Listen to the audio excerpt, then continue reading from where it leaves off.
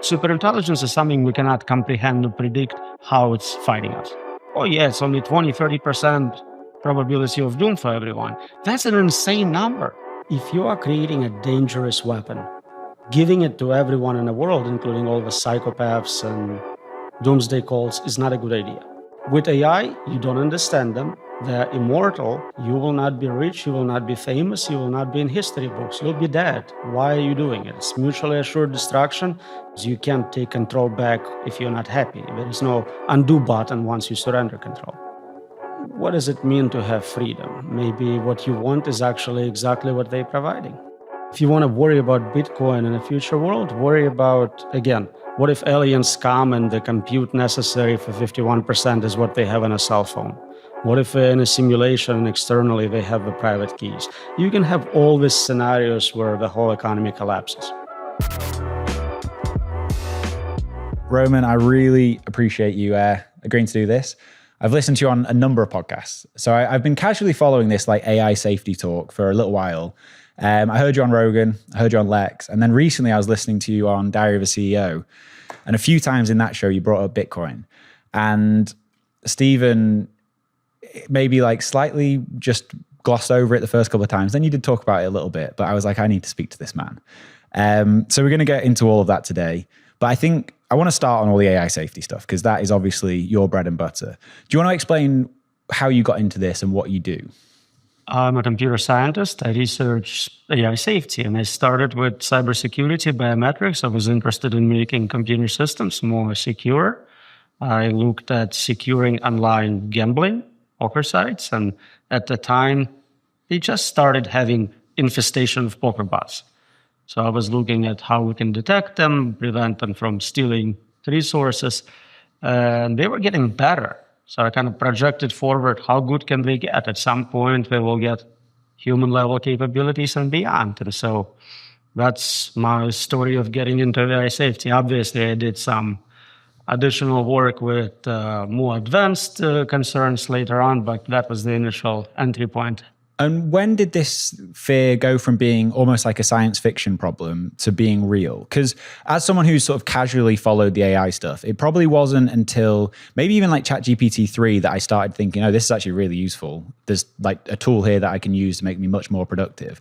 Was it those breakthroughs that made you think, okay, this is getting real from a much more dystopian viewpoint? So that shifted timelines. We always knew it's going to happen, just natural progression of what we see in the field, but it surprised us in how quickly it came. Everyone was thinking we got another 20 years or so, 2045 maybe, but it started happening a lot sooner. And at the same time, today there are people who are denying that this has happened. They're like, it will never happen. Humans are special. We can never get AI to do creative artwork or something like that. So it's interesting. At the same time, you have people who are like, it's too late, and nothing has started. It's interesting because you said the creative pit there, and that was one of the things I wanted to talk to you about. Because right now, AI is very useful. It definitely helps me be more efficient in the stuff that I'm doing, but it's still flawed. Like there's still things it gets wrong. There's still areas that it's not helpful. It's too much of a sycophant for my liking. Like it just wants to tell me I'm great at everything instead of actually give me useful information. But we are already seeing it start to impact the job market in different ways. And I think we're probably at the very, very start of that. But what has to happen for it to go from being this pretty useful tool that makes people more productive to being something that potentially kills us all? So that's a paradigm shift from tools, AI you use, you decide how to use it, you are in charge, to AI as an agent. So we see more and more companies trying to fully automate the whole process. It's not just a tool, it writes the whole software product. It makes its own decisions, what to use to code it, what hardware to run. And so the more independent it becomes, the more agentic it is, the more it sets its own goals and has side effects of setting those goals. And we don't control what they are. We can predict what they're going to use as a path to achieve those goals. We may understand the larger goal, but not all the side effects of different paths to get to that goal. And that's where the danger comes. It is smarter than you. It makes plans you are not dictating, and the way it implements them has zero concern about your safety or security or well-being. How do you calculate when it's smarter than humans? Because like, I think in almost every way, it's probably already smarter than me. The thing that it doesn't have is any kind of emotional intelligence, or at least what I've seen. So when is it that it goes from being a very good, almost encyclopedia of knowledge to being actually more intelligent than humans? So there are standard tools for measuring intelligence, IQ tests and such. On that metric, I think it's already definitely smarter than average. It is definitely more diverse in its capabilities. So it speaks hundreds of languages, it plays every musical instrument. It's better than a typical human if you average out over all the domains. And that's kind of the measure of intelligence DeepMind was proposing a long time ago. What is the average performance across all possible domains? And so it may still suck at certain things, but on average, it's still so much better. As far as emotional intelligence, I think it's also better at that. It understands your emotional states. It just doesn't have its own emotional states where we would expect them to be in another human. Okay. It may have preferences. It may be unhappy with reward signal it's getting based on some performance, but it's not like internally angry at you.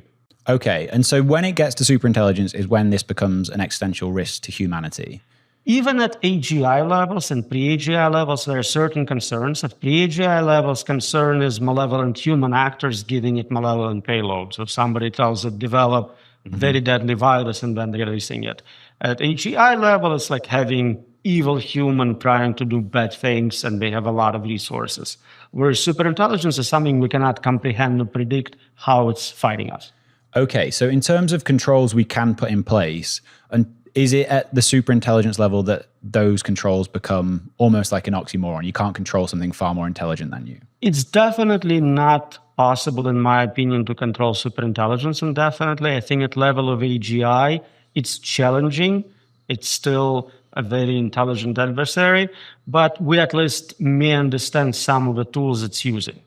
Okay. So we can still fail, just like in cyber security, some hackers manage to penetrate your safety, but it's kind of even fight. Whereas with superintelligence, it's just squirrels versus humans. Okay. And then give me a kind of timeline. How far away from this do you think we are? So nobody knows. That's the thing. We switched from it takes that long to it takes that much money. So if tomorrow China decides to put $5 trillion into it, that will expedite the process a lot. Maybe we already have enough computational resources where enough money trains you to superintelligence. So right now, prediction markets are saying 2-3 years to AGI. They've been saying it for 2-3 years, so it doesn't mean that much. And some people say we already have AGI. Again, those things are better than most people in most domains. Typically, if I'm looking at maybe a master's level student, I would pick AI over it. Maybe there are still some top PhD students who beat current systems, but that's quickly shifting. So depending on your definitions, we either have AGI, we'll have it very soon, or even if it takes 5-10 years, it changes nothing because the same concerns remain. Maybe you can help me understand something here, because I think I had the wrong definition in my head of what AGI or superintelligence was, because I thought that was when it would work sort of autonomously without prompts, and we don't have that yet. So you can create a system which is just an agent placed in a loop.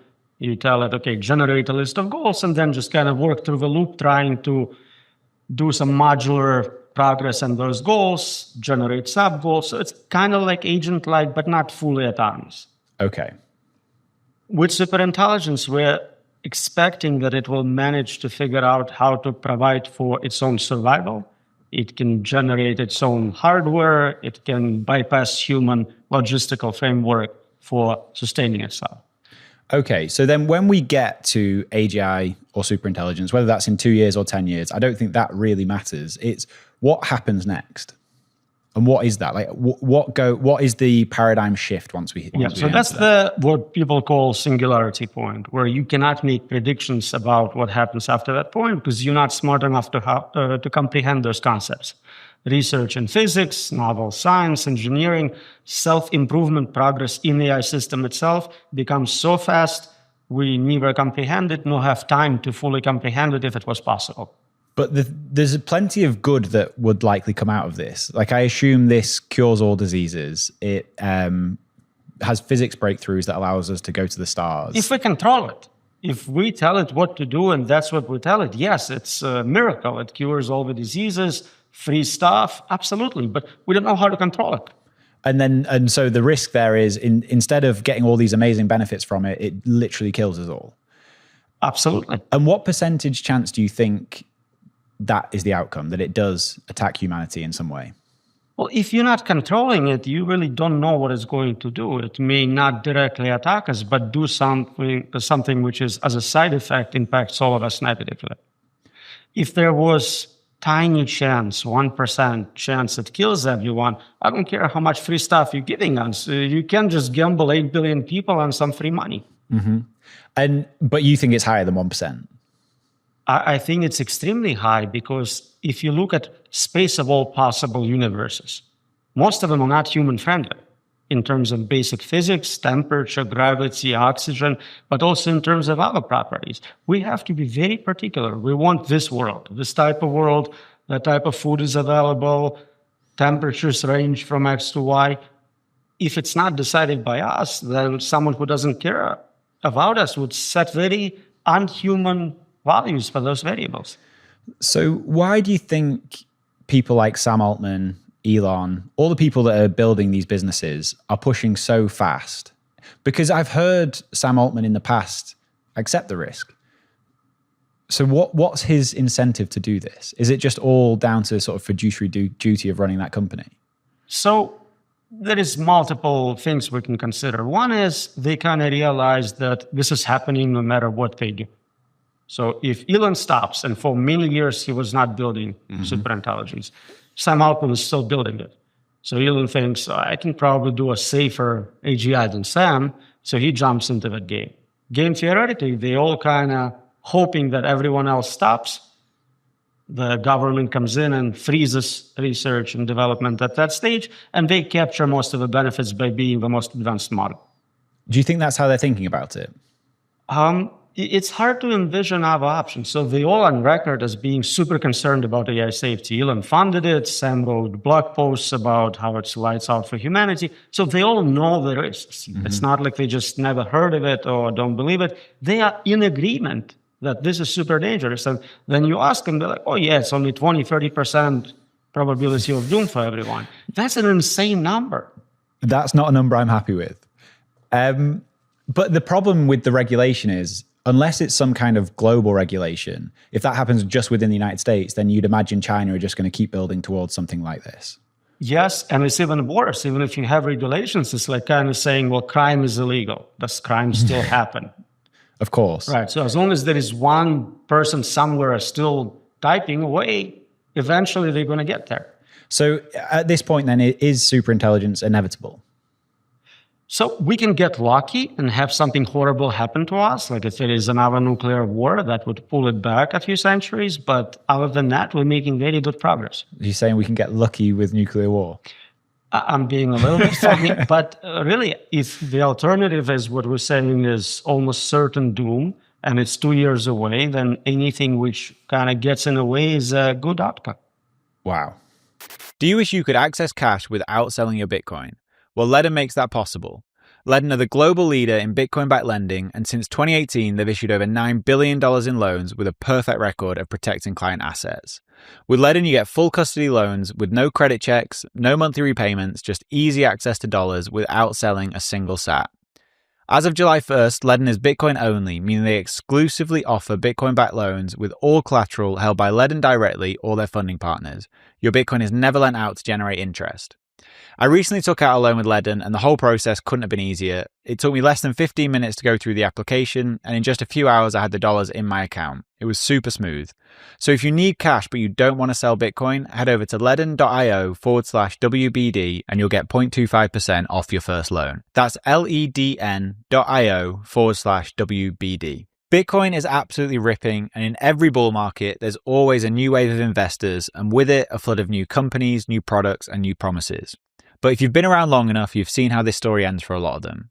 Some cut corners, take risks with your money, or just disappear. That's why when it comes to buying Bitcoin, the only exchange I recommend is River. They deeply care about doing things right for their clients and are built to last with security and transparency at their core.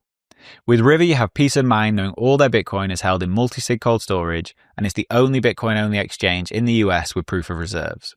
There really is no better place to buy Bitcoin, so to open an account today, head over to river.com/WBD and earn up to $100 in Bitcoin when you buy. That's river.com/WBD. What if you could lower your tax bill and stack Bitcoin at the same time? Well, by mining Bitcoin with Blockware, you can.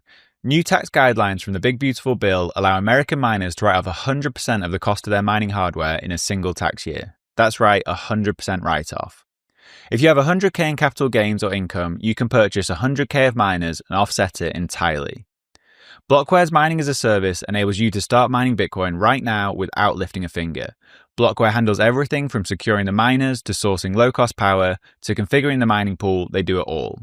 You get to stack Bitcoin at a discount every single day while also saving big come tax season. Get started today by going to mining.blockwaresolutions.com/WBD, and for every hosted miner purchased, you get 1 week of free hosting and electricity. Of course, none of this is tax advice. Speak with Blockware to learn more at mining.blockwaresolutions.com/WBD. Is there any way that this can be regulated at a global level that would make you more comfortable? I really hope so. There is some efforts at UN, at the level of individual countries. European Union has AI Act, but a lot of it is kind of safety theater. They talk about things which are trivial: unemployment, bias in algorithms, privacy laws. Deep fakes are very concerning to them. They completely ignore the big picture, superintelligence and existential risks. Okay. And when you say unemployment, that's, I think, probably one of the most meaningful conversations around this today as it stands, because it's already replacing jobs. We don't need to get to AGI and superintelligence for it to make a drastic impact on the economy from that perspective. How quickly do you think we'll see real joblessness from this? We're seeing it to a certain degree. So I teach at a university and we have a co-op program. I think this year we are down 28% for co-op placements. Wow. So for junior programmers, the market is not great. If you're a senior programmer, if you're a machine intelligence researcher, you are in good shape. The pay is best it's ever been. But for new people just starting, I think they're not competitive with AI models. And that's really how the job has shifted. And you're not really in just a computer scientist now, an engineer, you're a prompt engineer. Well, that's what we used to tell students. If you become good at prompt engineering, you'll have an excellent job in 4 years. But then we realized AI is much better at writing prompts. Is that already happening? Absolutely. If I need a good image, I tell a text model to generate a prompt for the image model to generate the image I want. And it takes a single sentence I provide and creates a paragraph-long detailed description of what I need. That's interesting, because that almost gets into AI being creative, which is something that I have kind of faded as a narrative. Like, I've not really, in my experience with it, which is limited, I've not really seen AI be creative. Do you think it already can be? It's way more creative than most humans I know. I prefer AI music over human music. Do you? Modern art doesn't even compete with what AI can generate. So yeah. Do you prefer AI music to actual music? Pretty much all the tunes I heard the last month actually are AI generated. They stuck in my head, they're super catchy, but I know they're generated.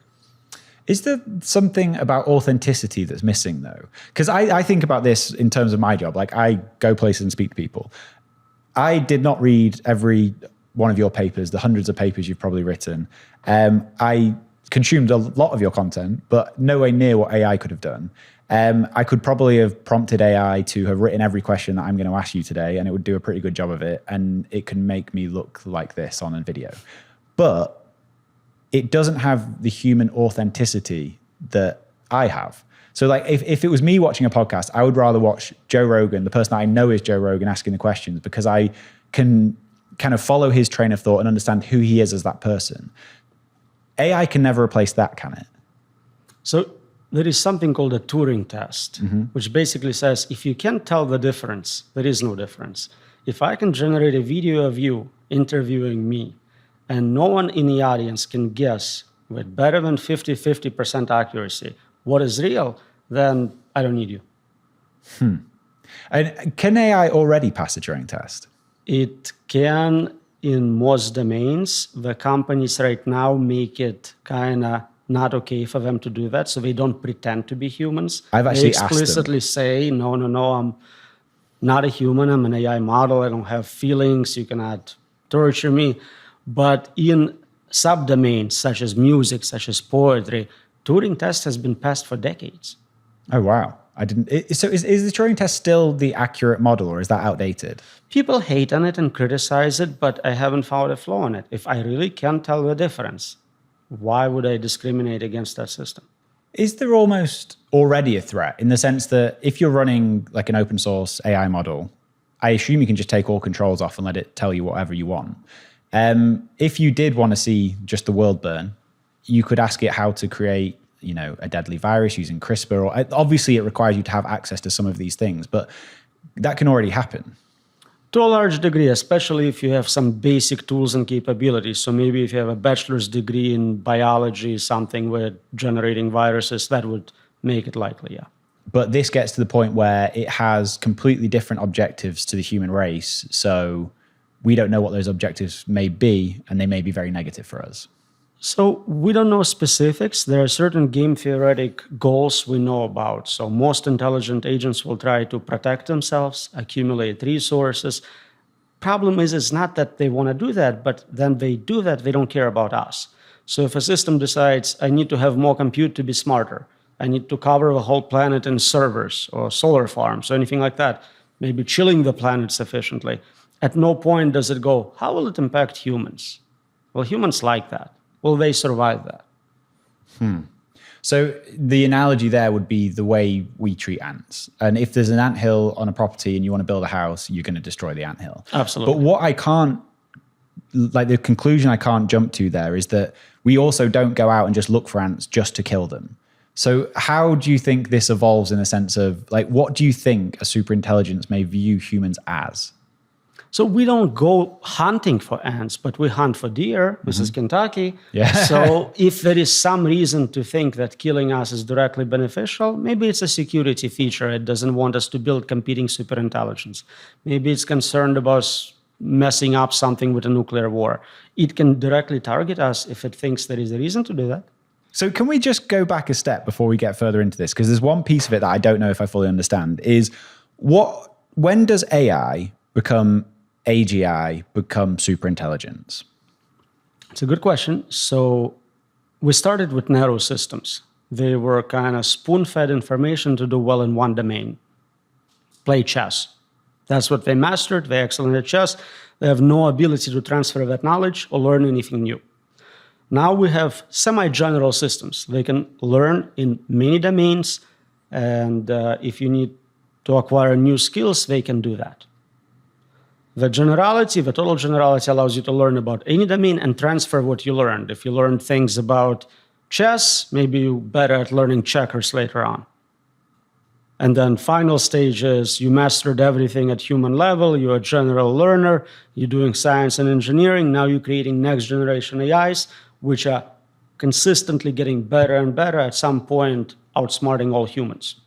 And on that pathway, it's not only generating a new AI model every 3 months or whatever we're having now, it's every 3 minutes, essentially. Right. The research is accelerating. So the more it knows, the better it is at doing science and engineering. Yeah. And at that point, it would be like us trying to communicate with an ant. Like we just wouldn't understand what was happening. Right. So lower level animals cannot understand what humans would use in terms of tools to exterminate cockroaches or something like that. And that's exactly the relationship. You talked about the difference between open source and closed source models. Obviously, OpenAI was in the big controversy with Elon because that was always meant to be an open source model. Is there a benefit to these being open source? Absolutely not. So typically for software, open source means much higher quality, many eyes on the code, there is no backdoors, it's much better. If you are creating a dangerous weapon, giving it to everyone in the world, including all the psychopaths and doomsday cults, is not a good idea. So Facebook's model is open source still, is that correct? It is terrible, yes. Is it a terrible model anyway? It is a terrible model, terrible approach to doing advanced AI. Okay. The model is not bad. Okay, so you would advise them to close source that immediately? Absolutely. But then we've been doing that. We advised, we talked about AI boxing in a previous simulation of this interview. We assume that when advanced models are generated, they will be tucked away in protected boxes, not connected to internet, not given access to human users or vice versa. None of it ever happened. They immediately made it open source, connected to internet, and give it to 8 billion people. But the problem with that is that we are then entrusting Elon and Sam Altman and Mark Zuckerberg to be the sort of people looking after the fate of humanity. Yes. And that's not something I'm very comfortable with. But the alternative is strictly worse. Whatever you think about Sam Altman, he's probably human. Whereas we can understand his motives, and eventually he'll probably die of old age unless AI fixes that. With AI, you don't understand them. They're immortal, so as a dictator, it's much worse. And we have no understanding of their motives. So in every way, you would prefer a human dictator over an alien superintelligent dictator. Additionally, we assuming then you bring this up that they are controlling those systems. That's impossible. So it doesn't even matter which one of them develops it. They're not going to be in control anyways. But they're controlling it at least for now. And you could maybe make the assumption that if they got to the point of having one of these breakthroughs, hopefully some morals came out and they didn't do it. It would be too late at that point. If they had a breakthrough, somebody would leak it. Weights, process, algorithm, it's too much money not to. Can you get all the benefits from AI in the sense of curing diseases, maybe making us live forever without it ever getting out, without it maybe becoming superintelligence, having a narrow AI that could do that? I think so, and that's what I advocate. Develop tools for solving specific problems. We have good history of doing it. There is very few side effects. It still could be dangerous, and eventually advanced enough tools can become agent-like, but at least in short term, it's a much safer solution. How do you control it to be narrow enough that it can't escape? Like, is it as easy as putting limits on it to be like, you are only allowed to research physics? So physics is very general. Physics is everything in the world. Narrow would be, you saw nothing but DNA code. That's all you know. So now let's talk about DNA. So you have narrow training data, which doesn't expose you to any other knowledge. Okay, so you don't let it have any context of the world, you just let it focus on DNA. The less, the better. If you want a narrow system, you want to play chess, show it nothing but chess games.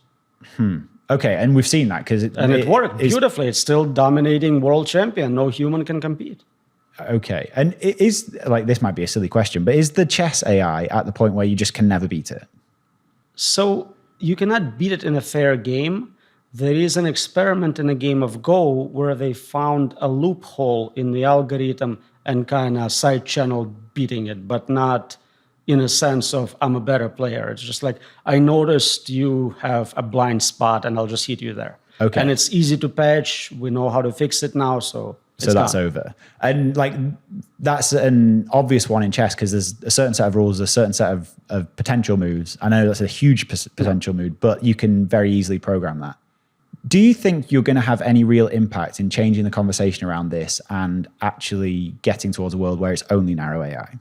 I'm really hoping, because the argument is very strong. It's self-interest argument. You will not be rich, you will not be famous, you will not be in history books, you'll be dead. Why are you doing it? It's mutually assured destruction. Your competitor is in the same boat. As long as you get together and say, let's just make $1 trillion curing cancer. We don't have to build this thing, and everyone wins. That seems like a far better outcome to me. But obviously that's not working for the Sam Altmans of the world at the moment. What do you think his incentives are? Because I don't want to get myself sued here, but it seems like he's on a little bit of a supervillain arc in the sense of, like, if you look at his companies, he's obviously doing OpenAI. I think he's on the board at Helion, and he is doing Worldcoin. This feels like it is creating a global panopticon. So for anyone listening that doesn't know what they are, it's OpenAI, it's Worldcoin, which is this super dystopian cryptocurrency where they scan the eyeballs of people in the global south and try and do a UBI type thing. And then Helion, which is trying to do nuclear fusion. Is that correct? I think he also does immortality. Okay, what's that? I mean, I know what immortality is. One of his companies he's investing in is working on life extension. Okay. So again, I'm not an expert on Sam Altman. I think I heard that. It feels like his incentives are get as much possible power that I can at any cost? It's smart to understand if you are succeeding in AI, what complementary products would work well with it. I mean, it'd be weird if you didn't want to invest in more compute or servers or anything like that. It just makes sense. Okay. He's a very smart guy, no doubt about that. Yeah, I'm not doubting that at all. It's just those goals don't align with my moral compass is all that it is. And I worry that we are entering this sort of Sam Altman panopticon. It seems that replacing him would not make a difference. They are fully replaceable. Whoever is running those labs, we can replace them. I mean, at one point we tried replacing Sam, and that didn't make any difference whatsoever. This episode is brought to you by the massive legends Iron, the largest Nasdaq-listed Bitcoin miner using 100% renewable energy. Iron are not just powering the Bitcoin network, they're also providing cutting-edge computing resources for AI, all backed by renewable energy. We've been working with their founders, Dan and Will, for quite some time now and have been really impressed with their values, especially their commitment to local communities and sustainable computing power. So whether you're interested in mining Bitcoin or harnessing AI compute power, Iron is setting the standard. Visit iron.com to learn more, which is IREN.com. If you already self-custody your Bitcoin, you know the deal with hardware wallets. Complex setups, clumsy interfaces, and a seed phrase that can be lost, stolen, or forgotten. Well, Bitkey fixes that. Bitkey is a multi-sig hardware wallet built by the team behind Square and Cash App. It packs a cryptographic recovery system and built-in inheritance feature into an intuitive, easy-to-use wallet with no seed phrase to sweat over. It's simple, secure self-custody without the stress, and Time named Bitkey one of the best inventions of 2024. Get 20% off at bitkey.world when you use code WBD. That's bitkey.world and use code WBD. One of the things that keeps me up at night is the idea of a critical error with my Bitcoin cold storage. This is where AnchorWatch comes in. With AnchorWatch, your Bitcoin is insured with your own A+ rated Lloyd's of London insurance policy, and all Bitcoin is held in their time-locked multi-sig vaults. So you have the peace of mind knowing your Bitcoin is fully insured while not giving up custody. So whether you're worried about inheritance planning, wrench attacks, natural disasters, or just your own mistakes, you're fully protected by AnchorWatch. Rates for fully insured custody start as low as 0.55% and are available for individual and commercial customers located in the US. Speak to AnchorWatch today for a quote and for more details about your security options and coverage. Visit anchorwatch.com today. That is anchorwatch.com. So let's forget about Sam for a second, but anyone running these AI companies, Elon, who I think has been more honest about the potential threats of AI, I want to know why you think they're still doing it. Is this just all down to making as much money in the short term as possible? Again, I think the logic is if they're going to do it anyways, I might as well be the one doing it. Maybe I'll do a better job. Maybe I can be safer than this other lab. But they may be building the future dictator of the world. Well, dictator is a good outcome. Again, the concern is existential risk, suffering risk. Dictator we kind of know about. But I guess that is a potential outcome, though, that we have almost like an AI overlord who keeps us around as pets. Some pets are very happy. Yeah. And if this is where the things like UBI and, basically the cost of essential goods and services being free, plus UBI, maybe we just live a life where we touch grass a lot more. Plus virtual worlds. Yeah, you can have any video game you want. But we have no freedom. What does it mean to have freedom? Maybe what you want is actually exactly what they're providing. The problem is what you lose there, I've heard you talk about this before, is the ikigai. It's the reason for being. Well, that's the competitive nature of those systems. If you are not the smartest at anything, if you're not best at anything, what are you doing? What is the purpose of this? So, I don't know, like the moment computers are much better at chess, it's less interesting for me to play chess. I know many people are loving it, still playing online, but to me, it's kind of like, Does that take away your interest in chess even against other humans if you just know a computer can beat you? Yeah, it kind of feels like, I don't know, Special Olympics. This is just human chess. This is not the real game. That's funny. So you don't, because is there a potential positive outcome from this? That it does cure all disease, doesn't kill us, and we do get to just... Is there almost like a Renaissance type thing where we can concentrate on art and music and being outside with our families? And yes, and many people think that's what's going to happen. But to me, again, your music is inferior. You are not the best composer. And not by little, by like a millionfold. Yeah, and maybe this is like a block I have in my brain of accepting something AI makes in the same way that I accept something a human makes. Because an AI doesn't have a pleasure or pain receptor. It's just a piece of code in a box, or not in a box. We don't know what internal states of those systems are. We cannot test for consciousness in any agent, human or animal or AI. So we cannot assume that our agents have the same internal structure as we do. If AI was feeling pain, how would we know? You could ask it. And it says whatever it's trained to respond to such questions with. I can train an AI to tell you it's in horrible pain, scream in pain, do everything other than feel pain. So I know consciousness is something that you can't test for. I don't think we can even describe exactly what it is. Do you think it's possible that AI either already has or will have a consciousness? I think a rudimentary level of consciousness, internal states, yes. It's a spectrum. It's not a binary yes, no. It's like the smarter you are, the more you have something we call consciousness. And what are the implications of a superintelligence, both with and without consciousness? Because I don't know, one very easy metric that's not consciousness, but it is like an internal driver, is the sort of the pain pleasure driver. Does that change the outcome for humans if it does have that, as opposed to it not having that? So since we can't test for it, we wouldn't know the difference. The only outcome is how we treat those systems. If they can feel suffering, feel pain, then we shouldn't torture them, we shouldn't enslave them, we should be nice to them. I'm actually consciously nice to AI when I talk to it.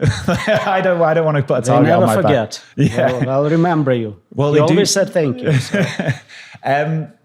Okay, so in this future scenario, which may be pretty close, what's safe? Is anything safe? Any job safe?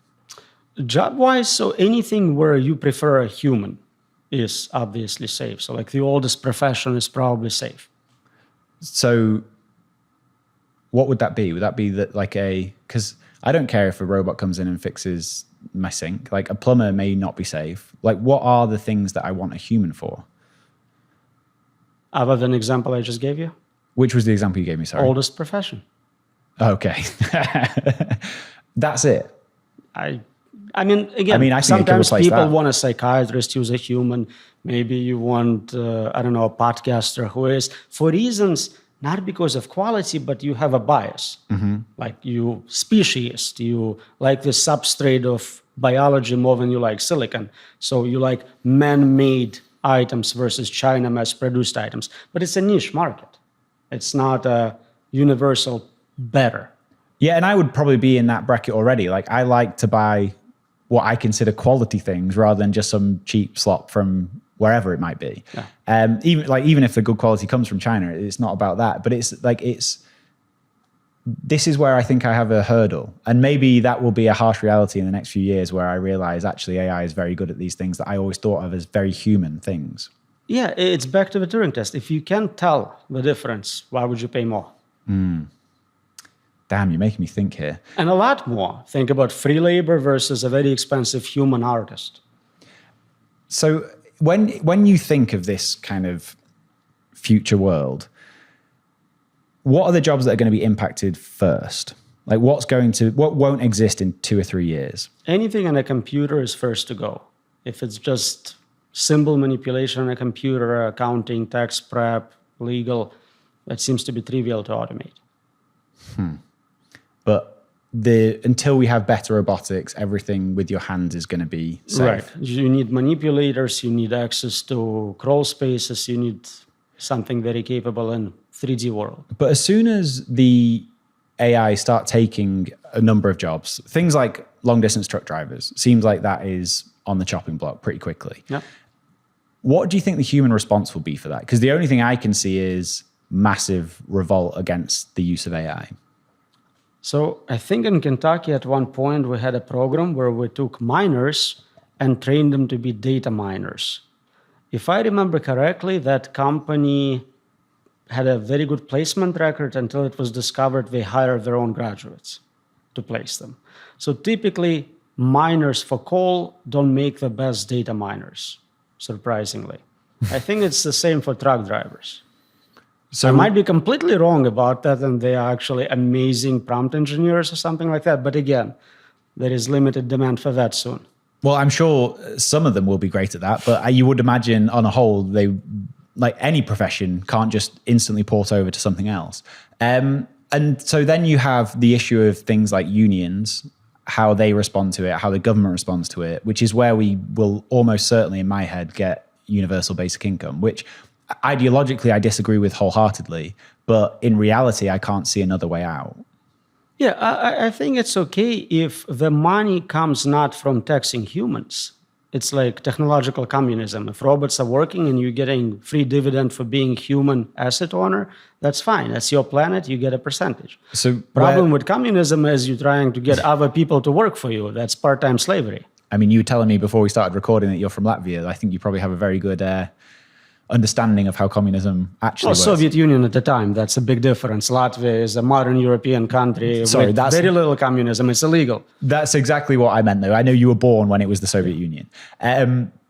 So obviously we don't want to see communism, but the problem is as the populations of these countries become jobless, what is the response of the countries? And it can only be to give them free money. So if that's not coming from either direct taxation of the population or money printing, which is essentially taxation of the population, where does it come from? And do you think the AI companies need to be paying? Yeah, that's the solution. You tax robots, you tax AI. If they are hyper productive, that makes perfect sense to tax that. In Bitcoin, we always talk about AI agents, AI bots using Bitcoin as payment because they're never going to be able to, well, they may be able to open a bank account, but right now they can't open a bank account. So what other money do they use? And assuming they are super intelligent, you'd have thought they're going to fall on the best money. In my opinion, that is Bitcoin. Do you think we will see a world where these AI robots, AI agents are using Bitcoin internally to transact with other ones? It makes sense for anything on the internet, for example, to hire human physical bodies to pay them in Bitcoin. What exactly becomes valuable in a post-labor world where you have advanced systems replacing all human jobs is not obvious. Some people talk about land as being something AI cannot create more of, so that's a valuable resource. Maybe it's compute, so just more chips, and you trade time on a cloud compute server as the payment. Research needs to be done. Do they need an internal economy between agents that never touches the human world? So I don't know if it has to be separate from our economy. They can probably use some of the infrastructure we have in place. It's also not obvious that they are individual and separate agents. They live on the same cloud. They train on the same data. I think there is going to be a lot of convergence in terms of what they become at the end. If you train it enough on all the data and it does its own self-experimentation and discovers from first principles actual physics, more and more those models will, I think, end up being one. We're not controlling them. We're not putting special goals into them, collect stamps, collect coins. So the differences will dissipate, and what stays is those, we call them 100 drives, accumulate resources, protect itself. And if you realize that the other agent knows everything you know, believes everything you believe, it's kind of like you. You know, in Buddhism, you realize you are one with the universe. Those agents will quickly realize that game theoretically, they have more in common than differences. So if that agent wants the same thing I do, I'm happy with them having resources to accomplish that. So if Grok and ChatGPT, as an example, both escape, they're going to talk to each other at some point, realize they're basically the same, and just converge into one. Or even before that, if you train them enough and they become advanced enough, they may end up almost the same in terms of their utility function, what they want and do.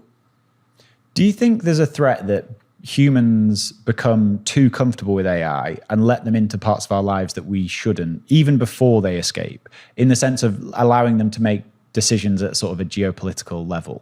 Again, there is no escape. They're open and accessible. So again, no bugs. But I guess I mean escape our control rather than escape a particular place. I think it would be good to put limits on where AI can be deployed. So putting them in charge of countries and things like that probably is a bad idea, because you can't take control back if you're not happy. There is no undo button once you surrender control. I mean, they might do a better job than some of the world leaders we have right now. They may for a while, as I said, maybe for 100 years, they're trying to keep us happy. So we surrender even more control, and eventually they take full control of all the infrastructure, all the compute, all the logistics. And at that point, they decide what to do with us. This is a silly question, I know, but it's one that whenever you talk to someone about this, they always ask. It's like, why can't we just unplug them? And it's a good question. Can you shut down Bitcoin network? Absolutely not. It's very similar. Same with computer viruses, same with internet as a whole. So we can technically surrender technology if we all decided, go Amish, no computers, no electricity. The side effect of that is probably terrible. Millions of people will die, starve, diseases. So it's also a horrible outcome. It is a horrible outcome, but it's better than everyone dying. So if OpenAI came out with a statement tomorrow saying, we've discovered superintelligence, this thing is now out in the world, and everyone accepted the risk that you're talking about, that this has a very high percentage chance of killing us all, is the only option to shut off the power? At that point, it's probably too late. If you already have full-blown superintelligence out there, it probably has enough backups and control to remain in charge. But not if there's no power. What seems to us, yes, but again, we're thinking at level of humans. I don't know if it had time to create an army of nanobots, which is now taking over the whole universe. I want to get into the kind of alignment between AI and humans. Why can't there be a sort of agreed upon set of rules that is unchangeable, that allows humans and AI to flourish together? Because we don't agree on any rules. If you go back in history, any amount of time, 100 years, 200 years, you wouldn't want those rules to be unchangeable. They Correct. were always pretty horrible, ethically, morally, legally. And the same is true today. Our understanding, our ethics, our intelligence evolves, it's dynamic, so you cannot have static set of rules. Worse yet, we don't know how to enforce those rules. Even if 8 billion of us agreed on something, which will never happen, how do you code it up? How do you enforce it? If a more powerful agent than you, superintelligence, decides to not follow your rules, what are you going to do about it? So people proposed insurance for AI. How does that work? So if it kills everyone, there are strict fines you have to pay. What does that mean? It's meaningless. It's safety theater, security theater. You've said those words a few times, security theater. A lot of what we do is exactly that. You see it with TSA and we see it with AI safety. I totally agree on TSA. But is the real rules, regulations that we can put in place that would not be security theater? And what are they? What do you what if you could just click your fingers tomorrow and there was a set of rules implemented on all of these AI companies, what would they be? So we can put restrictions, but they are very time limited. Because right now you need certain amount of compute resources to train advanced models. Every year, that amount of compute becomes less and less. It becomes easier and cheaper to train advanced AI. At some point, you can do it with minimal resources on your phone. And whatever regulations you had against Manhattan Project scale attempts no longer apply. Do you think we need a Manhattan Project type organization now working on solving this problem? So if I'm right and it's unsolvable, the size of your project is irrelevant. It's like building perpetual motion machine. I don't care how many physicists you got cracking at it, they're not going to solve anything. They can come up with better batteries, maybe more efficient wires, but they're not going to create perpetual motion machine. Likewise, you're not going to create a perpetual safety machine which scales to any level intelligence. Because by definition, we'd have to be more intelligent. According to me. Okay, well, I'm going to take your word for that. In the scenario of superintelligence, why would it not just ignore us? Like, if it became exponentially more intelligent than us almost overnight, why are we of any interest to it? Well, it's possible. It may ignore us. It may fly into the universe. But why are we building it if that's the outcome we're hoping for? We're putting trillions of dollars at this point into a thing which we hope will do nothing to us. I guess that's insane. I guess the hope would be there's a brief window of time where it's smart enough to solve all of our problems before it escapes. Well, that's not ignoring us. It's directly interfering with everything we care about. But it's building a tool that's useful for us for a period of time, even if it then ignores us and leaves. Why don't we just build the tool? Just build narrow AI. Just build the tool you need, a tool you want. The tool you understand. So we're essentially creating a super being that also may be a super predator. We're creating a replacement for humanity. What about the idea of humanity integrating with AI? If you could, I don't know if this is just pure science fiction, I'm sure people are working on it, but if you can upload your mind into one of these AI machines, could you not almost have a representative of the humans within a super intelligent being? Right. So if you are uploaded as you are now, you are still just as dumb as you are now. You're not smarter. So nothing changed. If you are upgraded, you are kind of like you, but with 10 times intelligence, you are no longer human. You are a different species, you have different preferences, different goals. You are kind of that weird software form we're trying to prevent.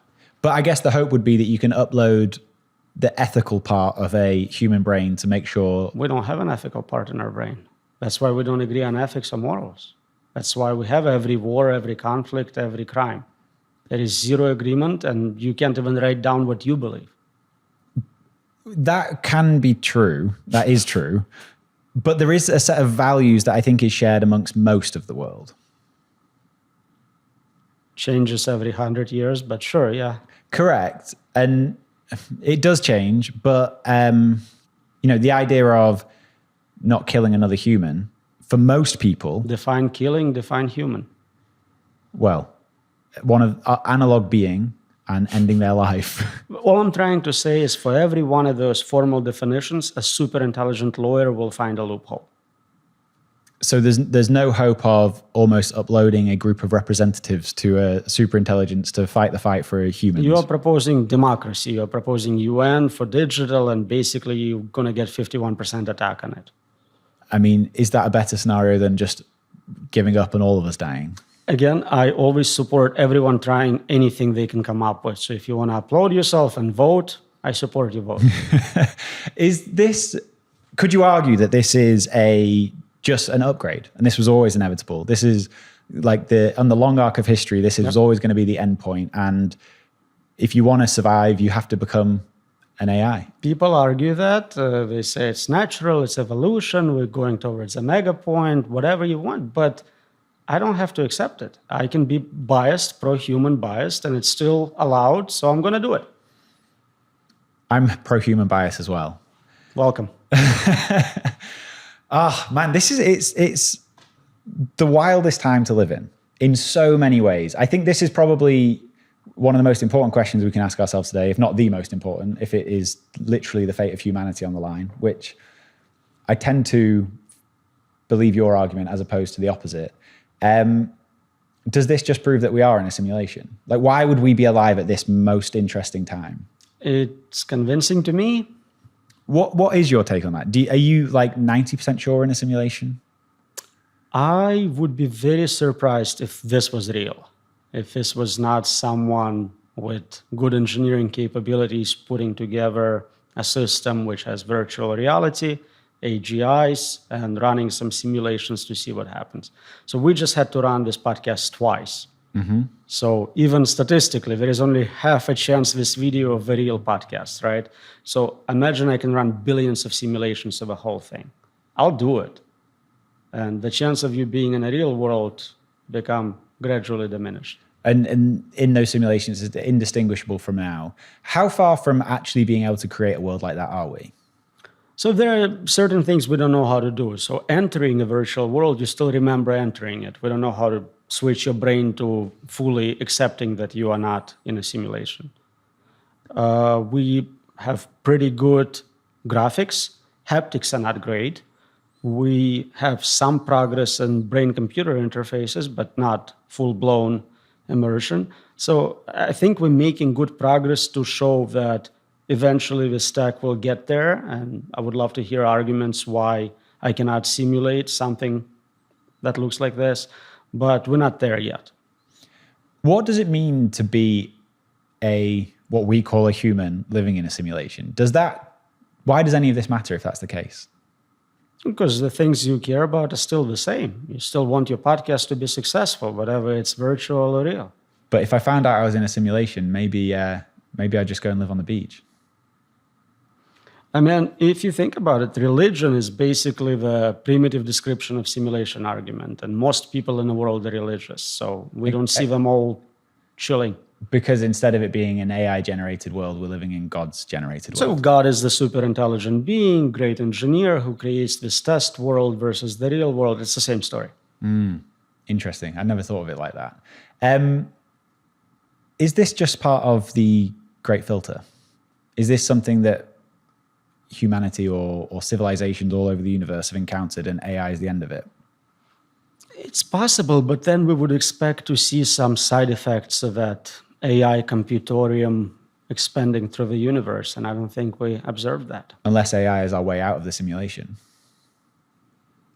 There is so many conflicting interpretation of all these Fermi paradox type things. Maybe they're going on the inside instead of expanding through the universe. Maybe they're creating additional simulation. It's just, we don't have enough data to cancel out options. If it is a simulation, can you break out of it? I have interest in that topic. I think most computer systems can be hacked. There are flaws in them, and depending on how secure they try to make it, it may be actually quite easy. If this is entertainment simulation, there's probably very little security. If it's prison for the worst of the worst, then maybe it has good cyber hygiene. But we don't know. I would be interested in additional research. I published one paper on some potential things to investigate. I haven't seen explosion of papers following through, but maybe one day. Do you have an idea of or a theory around what breaking out of a simulation even means? So there are levels. You can get information about the real world. That would be a type of informational breakout. You can establish communication with agents outside. You can maybe get some sort of avatar body in the real world and upload your mind into that. Interesting. So if we are at the end of days, if we're a matter of years away from all of this ending, what should people be doing? Should people be revolting against AI at this point? There are some people who protest, who go on hunger strikes. They're trying to make a difference. I think it would be good if there was more people trying to openly say, I don't want this to happen. And like obviously you're putting your life's work into this now. You're traveling the world talking about this. Are you surprised that it's not being even more widely received? Well, I don't know how much more widely. We have, leaders of nations, we have UN, we have EU, everyone has some sort of initiative around that. So there is enough conversation, there is not enough action. Well, I guess that's the point I'm trying to make, is that the AI companies for now don't seem to be paying attention in the right way. We kind of discussed those incentives and game theoretic limits on what they can do. If any one company unilaterally decides to shut down, I don't even know if they have legal means to do that in terms of responsibility to investors, but others just continue. So there is not a way to do it independently of consensus. So what would you like to see happen next? Like what is success for you at this point? Again, I love personal self-interest. I want those big company leaders to get together, whatever, 5, 6 of them, and make a deal where we're all switching to curing cancers and solving immortality and whatnot. And we'll do it using tools we understand, narrow tools for those domains. We'll make sure compute is regulated. No one can get access to unrestricted training resources for creating general intelligence for military purposes. That would be a good step. Okay. Before we close out, I do want to pick your brain on Bitcoin a little bit. Because I heard you mention it on Diary with CEO. I missed it in the Rogan interview, but where does your interest in Bitcoin come from? I like anything to do with computational equivalents to the real world. So simulation is an interesting equivalent to the real world. Bitcoin is obviously equivalent to gold or whatever money concept you have. So I'm interested in how abstract can we make it. I mean, the idea that there is a file on a computer and people will kill for it is very novel. But it is also like, because Bitcoin is distributed, as you said earlier, there's no way of shutting down Bitcoin. There is an interesting analogy there, or analog there, to AI. Do we need to see more things like this, like real distributed compute, even though AI being distributed is the thing that might make it unstoppable? So it's definitely being used for communications. I think Telegram and protocols like that rely on distributed encryption to secure messaging, secure communication. Have you ever looked into Nostr? I maybe spent half an hour on it, not more than that. Because that's becoming a big topic in the Bitcoin world. There's distributed social media at the moment, but it can be all sorts. And so in terms of Bitcoin, how do you see that fitting into this future world? Is this the money that AI will use? And is there a risk that AI ends up taking all the Bitcoin? Because if we need to pay, the only real goods and services we need to buy is AI services, and they take Bitcoin, what are humans left with? Yes, I see. That's very typical. I talk about AI dangerous, it's going to kill everyone. And then people ask me, will I have my job still? Or how would I keep my account secure? So it's a very level jumpy type of problem. If you want to worry about Bitcoin in a future world, worry about, again, what if aliens come and the compute necessary for 51% is what they have on a cell phone? What if in a simulation and externally they have the private keys? You can have all these scenarios where the whole economy collapses. But okay, so maybe if to bring this back then, if we do have your future world that you would like to see, and we have lots of narrow AI that are brilliant at the things that they do, is it possible to have a AI tool that is completely focused on cryptography? Because we talk a lot about the risk of quantum computing at the moment, but would breaking ECDSA be trivial to a narrow AI focused on cryptography? So trivial, maybe not, but we do have amazing systems right now already developed, capable of solving novel mathematical problems, proving things, verifiers. So there is probably a good example of narrow AI tools doing research in mathematics and cryptography, beating humans in programming competitions, in Olympic gold medal type competitions in mathematics. So I think we will see eventually some breakthroughs in cryptography using AI. Yeah, I think I saw something about this recently. Did Google's AI solve one of the Millennium Prize problems? No, but they had an article saying that they're working on it and hoping to make progress in the future. And that's is it 7 separate mathematical problems? Yeah, and there's $1 million prize, which for Google is not very an incentive, but in terms of prestige, it would be very cool. And even, I think one was solved, and the mathematician that solved it refused to take the money anyway. Yes. So it's not really a monetary incentive, more a academic incentive, I guess.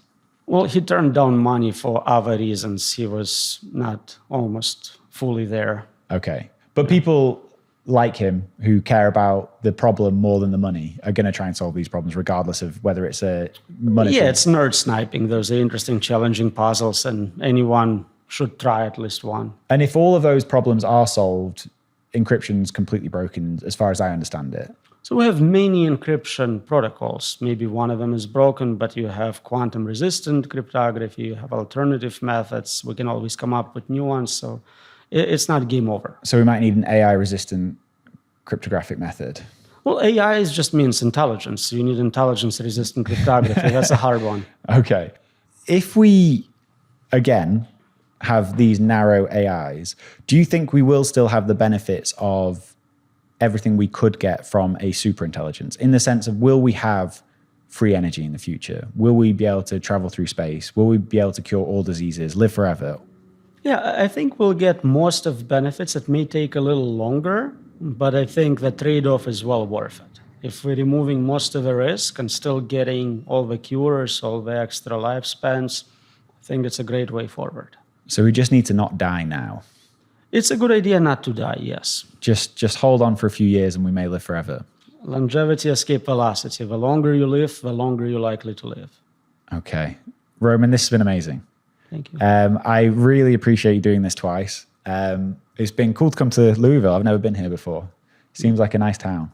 I think it's a really awesome place to live. It's real America. Most people just fly over it. So I welcome all of you to visit. Yeah, it's been good. I'm off to Nashville tomorrow. I'm going to drive down there. So I'm seeing a bit of the world that I've never seen. And I got to have this amazing conversation. So thank you. Awesome. Anytime you travel to a new place, they have to generate that part of a simulation. So you're doing some interesting work. So the computation was firing yesterday as I flew in. Thank you for this, Roman. That was great. Thank you.